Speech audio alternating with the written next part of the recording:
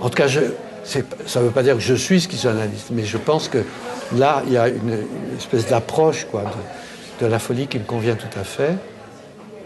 Comment moduler ça, je fais comme je peux dans ma pratique libérale maintenant, après avoir la board, l'association de patients, enfin différents trucs.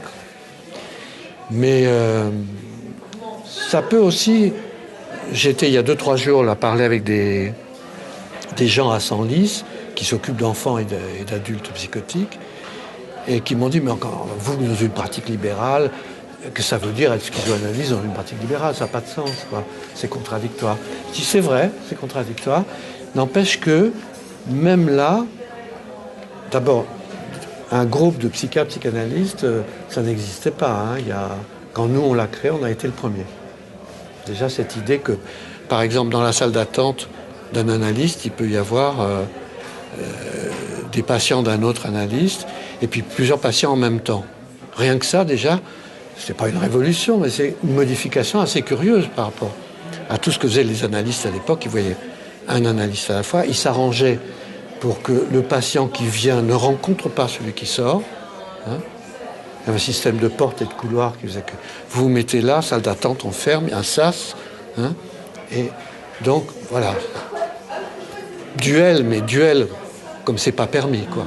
Nous, on a un secrétariat, une salle d'attente où il y a souvent 7 ou 8 personnes en même temps, dont des tarés, comme disait tout à l'heure le monsieur, c'est-à-dire des gens qui sont capables de vociférer dans la salle d'attente, ou de prendre à partie les autres patients, dire ah, vous voyez qui, vous etc. Bon. Des petites choses comme ça. Après, il y a des tas d'autres choses qui font qu'on ne travaille pas comme travaillent les autres libéraux, on essaye d'autres trucs, quoi. On essaye d'autres trucs dans la mesure du possible. Hein. On essaye de moduler les contraintes. Hein. Donc il y a toutes sortes de choses transgressives comme ça, mais à la mesure de nos moyens personnels aussi, hein, de le faire. Et puis il y a surtout, je dirais, évidemment une manière d'écouter et peut-être d'interpréter ou de ne pas interpréter. Par exemple, la question de l'interprétation, une question fondamentale pour l'analyse. Pas seulement pour les lacaniens, mais enfin, un analyste est là d'abord et avant tout pour entendre quelque chose, et à un moment donné, quand il le juge utile, pour interpréter. Il a quelque chose à dire qu'on appellera une interprétation. Bon. Au fond, la schizoanalyse part de cette idée que c'est peut-être pas l'essentiel, l'interprétation. Qu'on peut intervenir, mais pas forcément pour interpréter. Donc cette exigence herméneutique-là n'est pas consubstantielle au projet de soins. Par contre, ce qu'on pourrait faire, c'est quelque chose que Freud avait annoncé à sa manière, c'est construire. Construire quelque chose. Alors pour Freud, c'était construire dans le récit, mais pour un schizoanalyste idéal, entre guillemets, construire, ça serait voir qu'est-ce qu'on peut faire avec ce patient et qu'est-ce qu'on peut lui proposer de faire avec d'autres patients ou d'autres personnes, etc. Alors ça m'a amené à des pratiques qui sont totalement transgressives, par exemple, mettre en relation plusieurs de mes patients ou donner l'adresse à mes patients qui dit oui, la musique, ça me plairait beaucoup. J'ai toujours eu envie de prendre des leçons de piano. Ah, je dis très bien. Écoutez, moi j'ai un copain formidable. Vous allez aller le voir de ma part, etc., etc. Parce que je sais que ce prof de piano, il n'est pas simplement prof de piano, c'est un type très très malin et qu'il aura un rapport tout à fait formidable avec ce patient-là, etc., etc. Voilà, c'est des choses comme ça, très banales, qui font que mon souci n'est pas essentiellement de dire « Ah oui, bien sûr, ce que vous avez dit veut dire que... » C'est tout, c'est tout. C'est pas grand-chose, mais c'est l'écart minimal. Des choses comme ça. Et il y a plein d'autres choses, mais... On se dirige vers une schizoanalyse, alors. Voilà. La psychothérapie institutionnelle vers la schizoanalyse. Oui, moi je pense, moi j'ai dit quelque part dans un colloque, j'ai dit... ça a fait hurler Houry, parce que, de toute façon, il est très opposé quand même à cette jonction de Félix avec Deleuze, pour faire tout à fait autre chose que ce qu'ils avaient fait jusque-là, c'est-à-dire, malgré tout, traduire, interpréter le texte de Lacan. Hein. Ils étaient lacaniens tous les deux, très, très forts. Et Ouril est resté jusqu'à aujourd'hui. Et à sa façon, hein, parce que les orthodoxes ne peuvent pas le sentir. Ça, c'est autre chose encore. Il interprète lui aussi, hein, Lacan. Il l'enrichit même, à mon avis, bon, le module. Mais il y a cette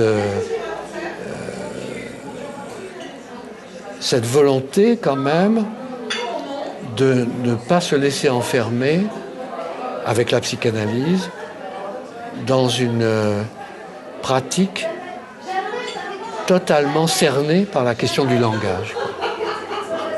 C'est quand même ça l'essentiel. C'est pour ça que la réunion de ce soir était intéressante pour nous. Hein, les artistes, les gens qui peignent, ils font de la musique, ils dansent, etc.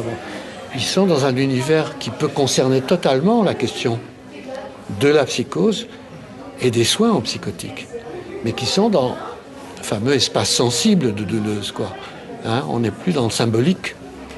Hein, et il faut, quels que soient les préalables lacaniens, à savoir, il faut s'occuper du symbolique d'abord et avant tout, parce que c'est ça qui est foutu. Il y a cette idée que s'en préoccuper, c'est d'abord l'éviter, d'une certaine manière. Respecter un temps qui serait comme nécessaire, une sorte de prolégomène, préalable. Hein.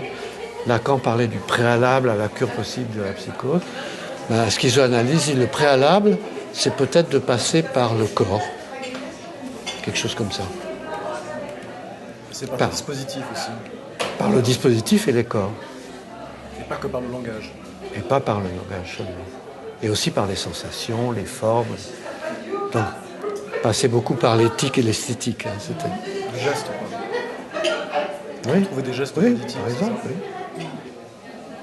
C'est toute une autre sémiologie, on pourrait dire, hein, que le symbolique, du signifiant, enfin, cette structure très dure, etc. Et c'est aussi, alors, ce qui est très caractéristique aussi de la démarche schizoanalytique, disons, mais c'est un plaquage de dire ça comme ça, mais c'est peut-être de tabler beaucoup dans le travail qu'on fait avec les patients psychotiques, notamment, sur l'idée de la processualité, quand même, de cette psychose.